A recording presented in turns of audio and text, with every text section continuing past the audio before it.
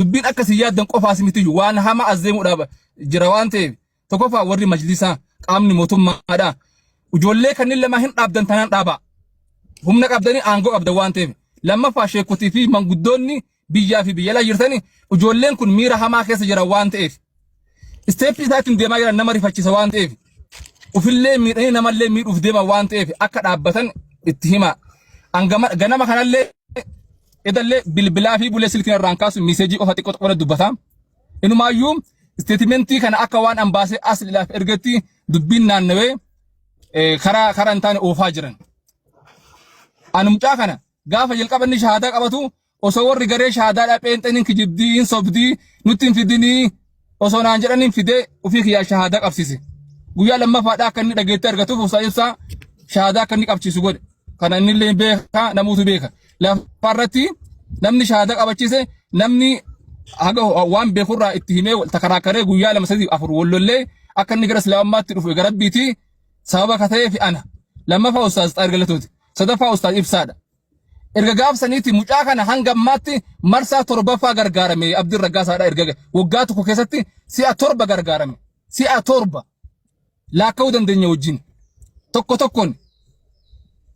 kanaaf ammallee Abdiin Raggaasaadha dhufee haqa jiru dhugaa jiru himu kaleessallee manguddoodhaan gurmoofne dhaqnee nu galaa baqatanii didan waligali jirra indidan kaleessal arrallee indidan manni yaalaallee warri mana yaalaa nuti riifarii hin barreessine lammaffaa nuti riifarii barreessuu hayya mallee hin qabnu biyya Itoophiyaa keessatti namni riifarii nama barreessuu danda'u hospitaala gurguddaa boordiidhaan buluu fi boordiidhaan hoogganamuudha. Paawulos Tuqurambasaa fi hospitaala biraa muraasa lama sadii hin caale akkuma Itoophiyaatu riifarii wanni barreessu jara kanaadhaan hin jiru kijiba kanaaf abbaan barbaade basaan dhaabachuu danda'a ammallee taanaan Abdiin Raggaasaadhaa dhufeet haqa jiru dhugaa jiru ummatatti himuudha qaba kana keessatti ammoo aslillee na raggata innillee keessaa ana arrabsa xiqqaa fi guddaa maaf akka anarratti walga'e ammoo hin beeku annaaf hin galu itti dhufani isaan maal dhufani miti doktor Fikubel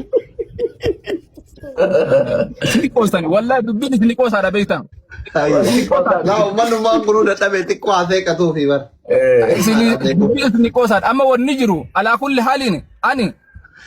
takka anamma yoo obboleessi Abdiin haa galgalaatti dhufee waan jiru addaan baasee kasobaa soba ka dhugaa hin jenne taate ani doktor Asliitti makamaa jira isini galee doktor Asli waan hagammaa isa qeeqe hunda dhiifama isa gaafadhee innillee dhiifama na gaafatee tokkummaadhaan waan isi deemu ta'a jechuun eega dubbiin fudhatama dhabe jechuudha lama dhabuun qabu kaan amma dirqama yookaan garana guruu qabu yookaan garana guruu qaba waan ta'eef gara kiyya godhe dhugaan immooti gara dirqama gara Asli goruun kiyya maaliifi na kabajee kaleessa illee na kabajee osoo an isa qeequ wallaahi billahi an Asli dhugumatti qeeqa ka kijiban qabne namni tokko faan miidiyaa kanarratti eeddu qeeqta yoo naan jedhan Asliidha eenyu dinqisifattee yoo naan ganellee Asliidha shantama na biratti inni ka dinqisifadhu illee isa ka qeequllee isa waan qeequuf ammoo waan biraa na godhee dhimma dhuunfaa qaban sun taane yeroo tokko gaafa mirqaane xiqqishuu mataa waa godha waan ta'eef malee waanuma saniif malee dhimma biraatiif simti alaa kulli haali amma wanni jiru obboleewwan kiyya Abdii Raggaasaadha wanni jiru namni amma mallaqa kana deebisi jedha jira Asli mallaqa nyaatte deebisiin jira injiru mallaqa kana ummataa deebisi namni jedhe jira injiru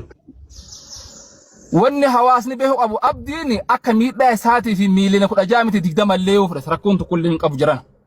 hubata akka rakkoon hin jiru garuu rakkoo baay'ee qabnaa dhaabbadhuudha hin gahaa kalaasi rabbiin si haa waan si here kana keessatti rabbi barakaa si haa kaa'u yoo ammoo kasi hanqatu si guurraadha